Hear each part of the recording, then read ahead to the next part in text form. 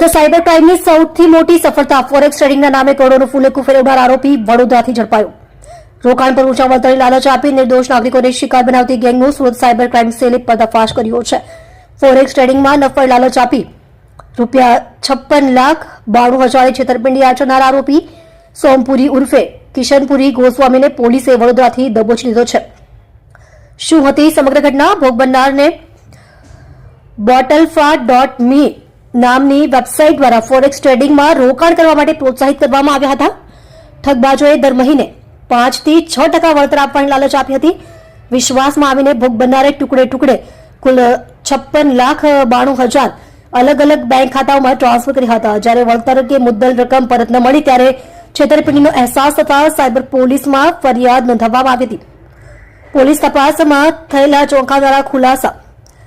Surat cyber crime પોલીસે ભારતીય ન્યાય સંહિતા 2023 અને આઈટી એક્ટ હેઠળ ગુનો નોંધી ટેકનિકલ સર્વેલન્સના આધારે 38 વર્ષીય આરોપી સોમપુરી ગોસ્વામીની ધરપકડ કરી છે। તપાસ દરમિયાન નીચે મુજબની ચોંકાવનારી વિગતો સામે આવી છે। આરોપી રોકાણ કરવા બદલ 10% કમિશન મેળવતો હતો અને દર મહિને અંદાજે ₹1,50,000ની કમાણી કરતો હતો।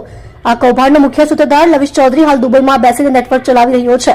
અન્ય એક આરોપી દીપક ગોસ્વામીની પણ સંડોવણી સામે આવી છે। પકડાયેલા આરોપી સોમપુરી અત્યાર સુધીમાં દુબઈ અને બેંકોક સહિત કુલ 18 વખત વિદેશ પ્રવાસ ખેડ્યો છે। જે બેંક ખાતાઓમાં રકમ જમા થઈ હતી તેની તપાસ કરતા જાણવા મળ્યું કે આ ખાતાઓ સામે દેશભરમાં કુલ 50 ફરિયાદો નોંધાયેલી છે અને અંદાજે ₹10,02,00,000થી વધુની છેતરપિંડીનું જોડાણ ભરાવ્યું છે।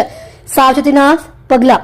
સાયબર નિષ્ણાતોના મતે કોઈપણ અજાણી વેબસાઇટ કે એપ પર ગેરંટીડ પ્રોફિટની લાલચમાં આવી રોકાણ કરવું જોખમી છે।